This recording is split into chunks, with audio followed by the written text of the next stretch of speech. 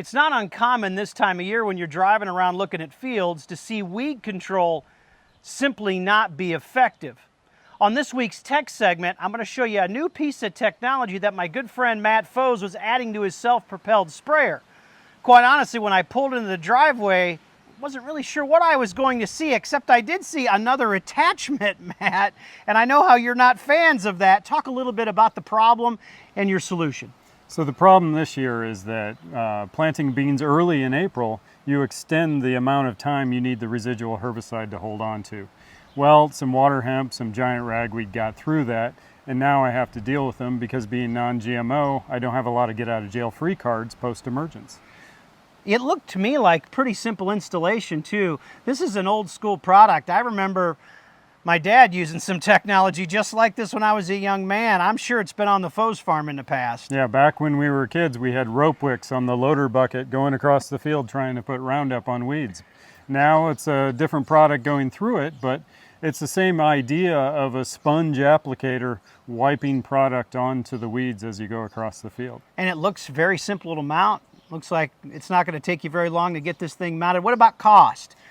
You know, for 80 feet and I'm going to be a little short of that on this sprayer. It was a little over $5,000, close to $6,000 maybe with some hardware.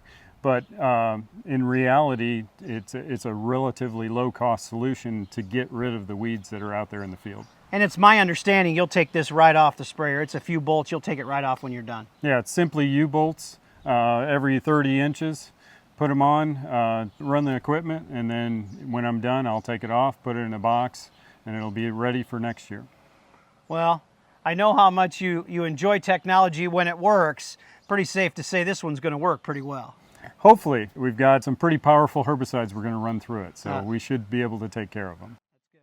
So as a follow-up to my first experience with a Smucker sponge applicator, I just wanted to show you what it looks like 4 days later. So this water hemp plant that was all of 4 to 5 feet tall got wiped as I backed into the corner with the applicator, and as you can see, simply from wiping it with Gramoxone, it's pretty well dead to the ground. So similar results everywhere I've gone. We simply have to hit the top of the plant and you will kill the entire plant. So you can see around it there are some bean leaves that were subsequently fried a bit from the Gramoxone, probably drips.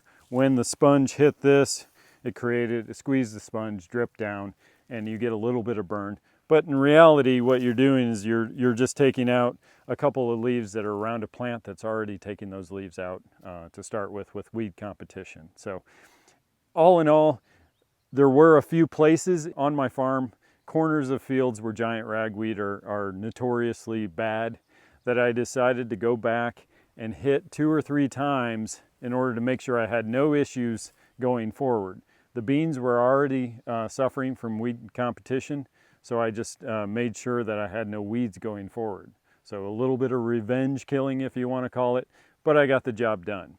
So in general, what I've seen from the applicator is I can go across the field, I can take out anything that's above the canopy within 6 or 8 inches or whatever your comfort is of running the applicator above the canopy, and those weeds will be dead. So overall, my experience has been very positive, and it'll allow me to continue non-GMO and have that get out of jail free card when I do have serious weed escapes.